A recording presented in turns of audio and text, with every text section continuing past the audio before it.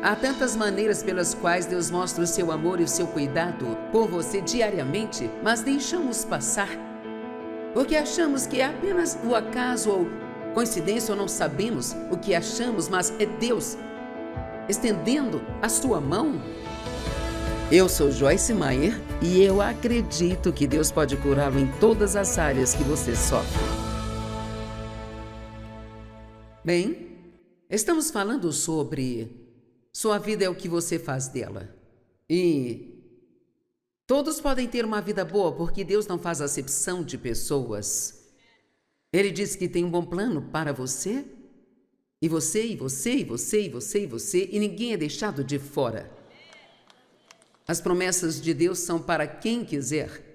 Mas eu vou te dizer que você tem que estar determinado a ter isso, porque o diabo vai tentar roubar de você.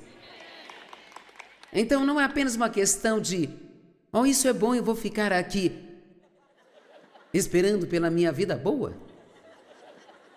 Você vai precisar estudar a palavra, resistir ao inimigo e permanecer forte quando estiver tendo provações e tribulações, e aprender a confiar em Deus e colocá-lo em primeiro em tudo na sua vida. E sabe, nossa caminhada com Deus é uma jornada. E realmente a vida é mais sobre a jornada do que sobre o destino. Estamos crescendo constantemente, eu estou crescendo, você também.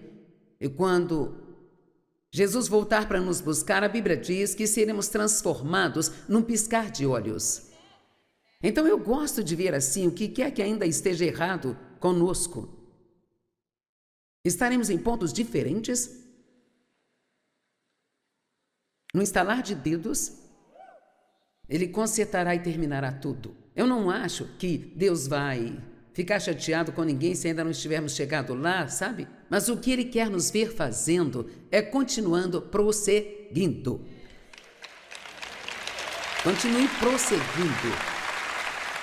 Agora, eu creio que a nossa atitude tem muito a ver com o tipo de vida que nós temos. Porque acredito que Deus quer que todos tenham uma vida boa, e acredito que todos podem ter uma vida boa, não importa quantos pecados você tenha cometido no passado, Deus está disposto a perdoá-lo, é só você pedir.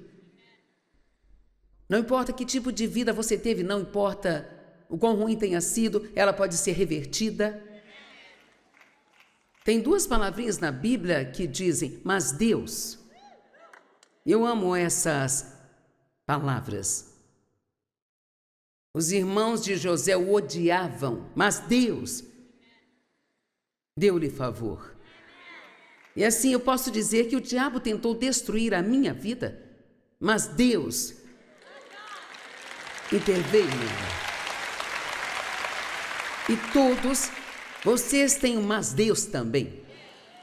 Não importa o que tenha acontecido no seu passado, mas Deus é por você. O inimigo pode estar contra você, mas Deus é por você. O justo pode cair 7 vezes, mas se levantará. Isso é tudo que você tem que continuar fazendo. Se levantando, se levantando, se levantando e se levantando. Amém? E cada esforço que você coloca em seu relacionamento com Deus, isso te aproxima um pouco mais de ter a plenitude dessa vida que Deus quer que você tenha, o que acredito, a Bíblia diz, acho que em Romanos 14:17, o reino de Deus não é comida nem bebida, então não se trata de coisas, mas é justiça, saber quem você é em Cristo e ter um ótimo relacionamento com Ele. Você desfruta de Deus, você está em paz com Deus, está confortável com Ele, entende que Ele não está bravo com você. Meu pai era um homem zangado, ele estava sempre com raiva de algo e levei muito tempo para entender que Deus, Ele não estava bravo comigo toda vez que eu cometia um erro. Ele não ficava bravo por dias e dias como meu pai ficava. No momento em que você pede perdão a Deus, na verdade, todo o perdão que precisa já foi dado, tudo que precisa fazer é se arrepender do pecado, significa estar disposto a se afastar totalmente dele, confessá-lo. Deus o esquece e o leva. para tão longe quanto o leste está do oeste. Isso é incrível, sabia? Há uma escritura, ela diz que Ele perdoa os nossos pecados por causa de si mesmo. Eu amo isso. Ele não quer nada entre nós e eu acho que é por isso que Ele nos diz para perdoar as outras pessoas. Não é por elas, é por nós. Porque quando você está realmente bravo com alguém, você não consegue ser feliz e desfrutar sua vida.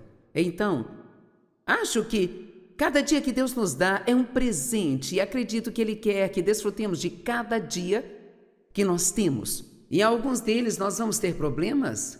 E então, você tem que aprender a confiar em Deus. E essa é uma atitude da qual vamos falar agora. Apenas ter uma atitude de confiança, onde você está depositando a sua confiança no banco, está colocando em seus amigos, está colocando no governo ou está colocando em si mesmo. Sabe, você vai se decepcionar. Seus amigos vão decepcioná-lo. O governo vai te decepcionar. Nunca sabemos o que vai acontecer com os bancos e o sistema financeiro. Mas você pode pôr sua confiança no Senhor. Devemos começar a viver com uma atitude de confiança. E toda vez que começar a se preocupar, abra a boca e diga: Deus, eu confio em Ti. Diga algo, diga em voz alta: Deus, eu confio em Ti. No minuto em que o diabo começar a te atormentar com preocupação, você interrompe esse padrão de pensamento dizendo: Deus, eu confio em Ti. E se tiver que dizer isso 100 vezes por dia, continue dizendo, até que Ele vá embora e te deixe em paz. Toda vez que você sentir medo, diga: Deus, eu confio em Ti. Eu não temerei o que o homem pode fazer comigo. Se Deus é por mim, quem será contra mim? Se Deus está do meu lado, a quem eu vou temer? Sabe? Se você sabe como se preocupar, sabe como meditar. Não nos foi dito para meditar nos nossos problemas, fomos instruídos a meditar na palavra de Deus. E assim, eu acredito firmemente em declarar a palavra de Deus em voz alta. E, sabe, todo mundo que é professor ou pregador tem uma pequena, eu acho uma tarefa especial de Deus.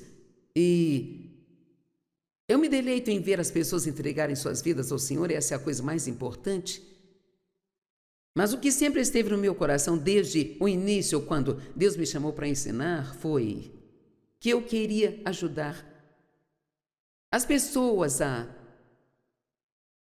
aprender como realmente desfrutar do que Jesus morreu para dar a elas, a realmente crescer e amadurecer, e não apenas ir à igreja, voltar para casa e nunca mudar, ir à igreja, voltar para casa e nunca mudar, ir à igreja, voltar para casa e nunca mudar.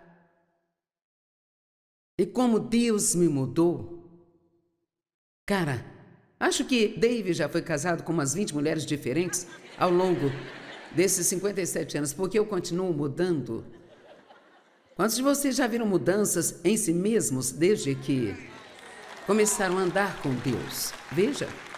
Então, sabe, Jesus tinha uma atitude, Filipenses 2,5 diz que haja em vós a mesma atitude, propósito em mente humilde que estava em Cristo Jesus. Seja Ele o vosso exemplo de humildade. Você sabia que a humildade tem muito a ver com confiar em Deus?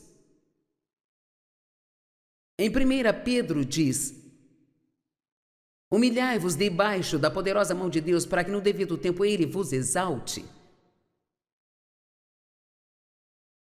lançando sobre Ele toda a vossa ansiedade, porque Ele tem cuidado de vós. Essas duas escrituras estão juntas. Humilhai-vos debaixo da poderosa mão de Deus, para que no devido tempo Ele vos exalte, lançando sobre Ele toda a vossa ansiedade, porque Ele tem cuidado de vós. Então, o que lançar seu cuidado tem a ver com humildade? Bem, enquanto estou preocupada, ainda estou achando que posso cuidar de mim mesma e resolver o meu problema? Mas quando me humilho debaixo da poderosa mão de Deus, estou dizendo: eu não consigo fazer isso. Eu lanço o meu cuidado sobre ti e acredito que você vai cuidar de mim. Veja, Deus não pode cuidar de nós até que paremos de tentar cuidar de nós mesmos.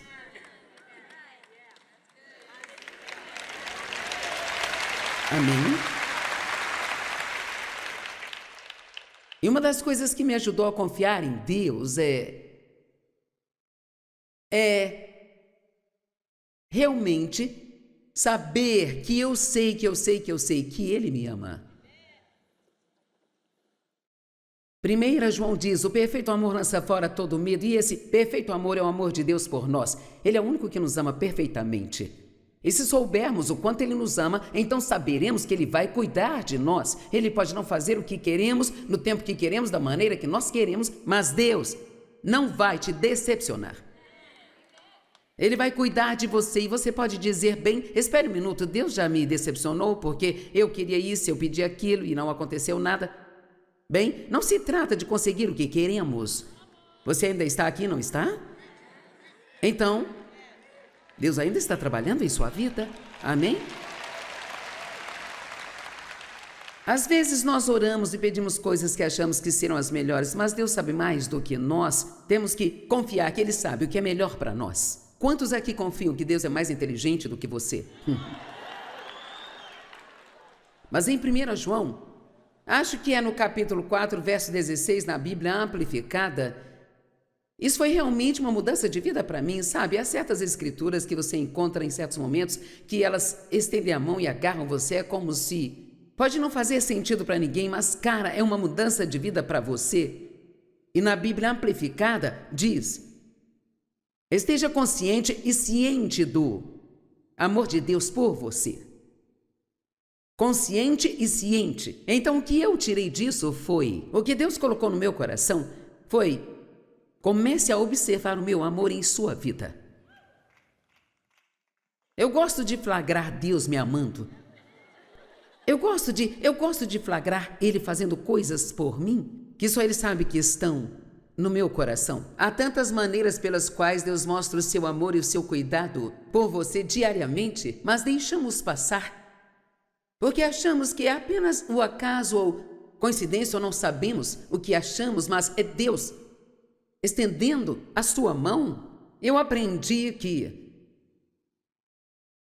Deus trabalha através das pessoas. Aprendi que quando uma pessoa me faz um elogio, eu aprecio que elas deixem Deus usá-las, mas acho que é Deus falando através delas, me encorajando. Sabe, eu passei por muitas coisas no último ano e meio, com a perna quebrada e os nervos bagunçados na outra perna e um coágulo caindo de costas, me machucando bastante. Mas quer saber? Deus me ajudou em tudo que eu precisei fazer e eu ainda estou aqui e... Meu marido me disse outro dia, Dave colocou os braços em volta de mim e ele disse, eu quero que você saiba que eu estou muito orgulhoso de você pela boa atitude que você teve com tudo que você passou com as suas costas. Bem, veja, eu tomei isso como um elogio de Deus.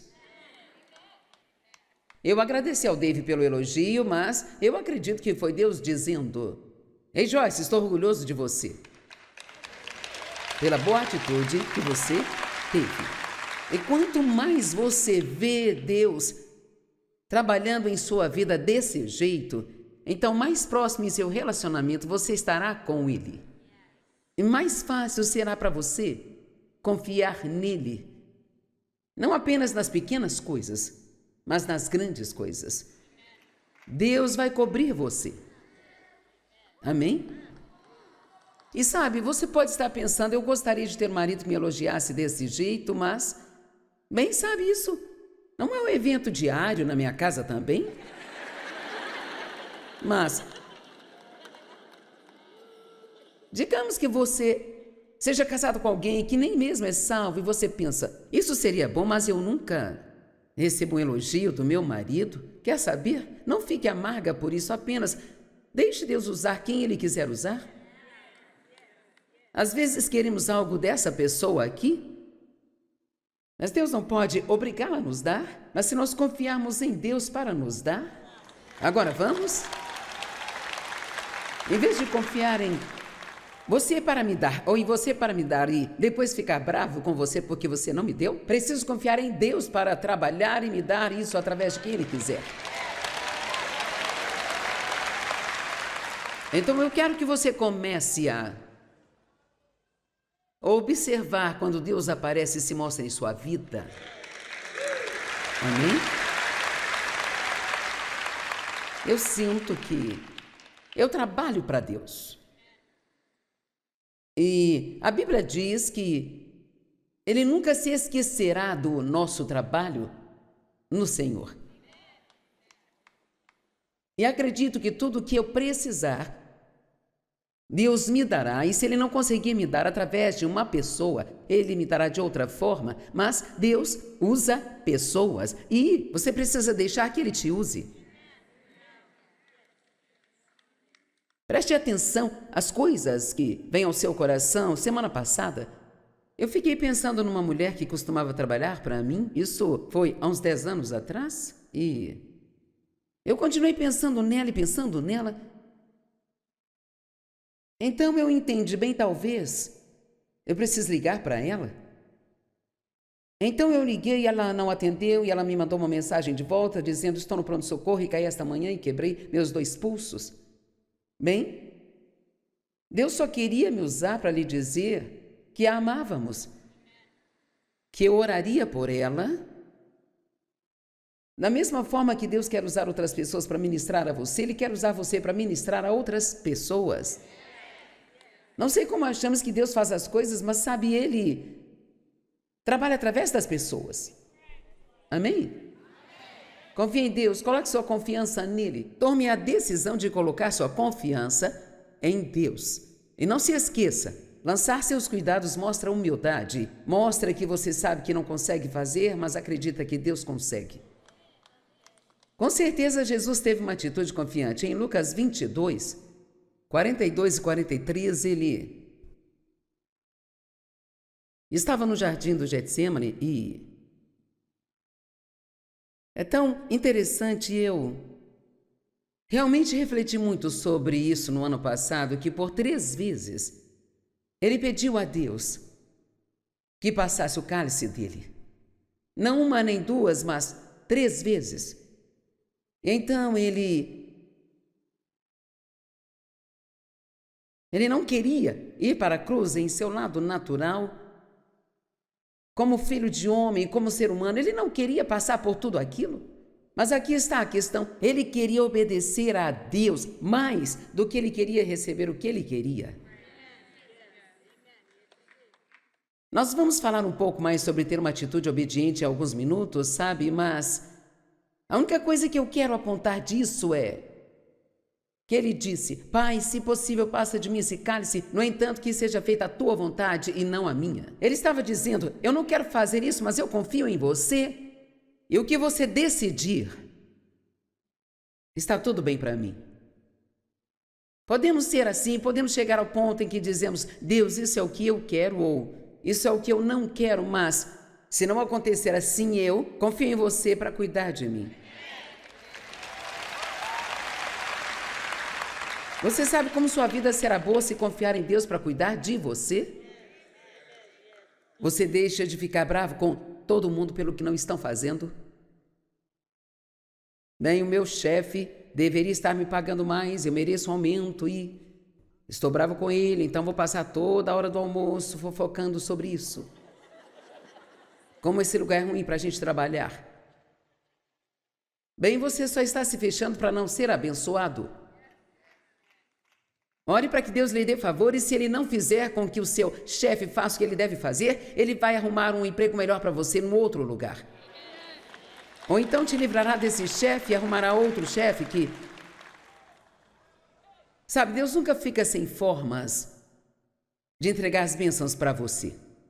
Agora, eu demorei um pouco por causa da forma como fui criada e eu nunca tive ninguém para fazer coisa alguma por mim. Eu comecei a ter que cuidar de mim mesma, ainda muito jovem, e eu especialmente não confiava nos homens, tinha sido muito ferida por eles.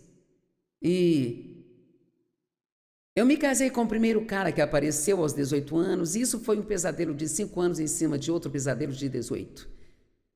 Ele andava com outras mulheres o tempo todo e era um ladrão mesquinho, vigarista, e eu acabei finalmente me divorciando, tive um aborto espontâneo, depois tive um bebê no fim do nosso relacionamento. Ele estava morando com outra mulher, a alguns quarteirões de onde eu morava, e falava com todo mundo que o bebê não era dele. Era muito difícil para mim confiar nos homens, porque mesmo quando o Dave me pediu em casamento, sabe? Tivemos apenas 5 encontros e ele me pediu em casamento. Então, eu não recomendo isso para ninguém, mas funcionou para nós. E sempre digo a ele que ele teve que se casar rápido comigo para não descobrir onde estava se metendo. Porque eu era bem bagunçada. Eu conto esta história com frequência, mas sabe, David tinha 26 anos e eu tinha 23 anos. Ele era um crente cheio do Espírito Santo, amava a Deus e estava orando por uma esposa. E ele cria que a fé sem obras é morta, então ele estava namorando 3 mulheres diferentes quando me conheceu. É isso aí, ele não ficou lá sentado esperando que Deus jogasse alguém no colo dele, sabe? Ele saía por aí fazendo as suas rondas. Ele fez uma oração que só podia ser uma oração guiada pelo Espírito Santo. Ele realmente não sabia o que ele estava fazendo. Mas quando ele pediu a Deus uma esposa, ele disse que seja alguém que precise de ajuda. Agora, alguém aqui que quer se casar já orou para que Deus te desse alguém que precise de ajuda? Não, tenho certeza que você orou pelo espécime perfeito. Amém? E então, com 3 semanas de casados, ele olhou para mim dizendo: o que há de errado com você? Eu pensei: o que há de errado comigo? O que há de errado com você?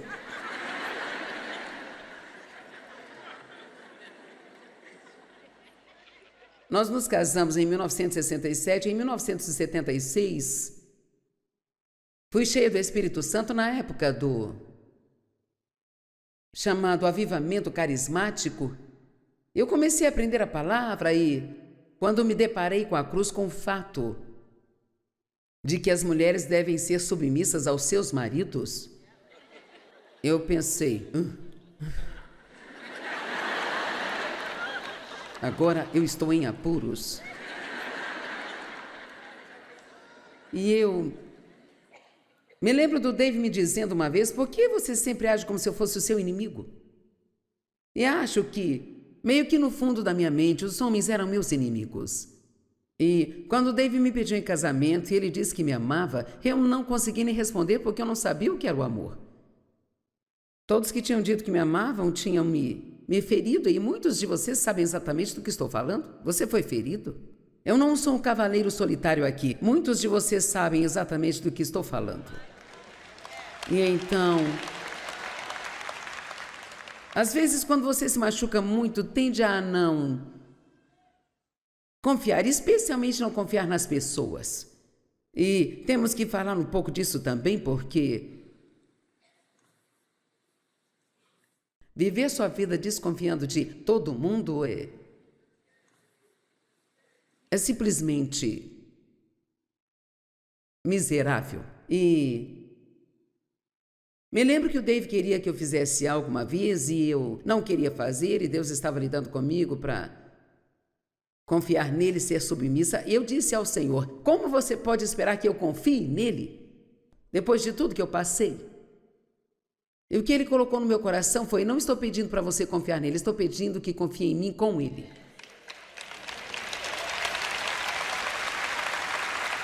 Agora, eu não digo que se você abrir seu coração para as pessoas não vai se machucar,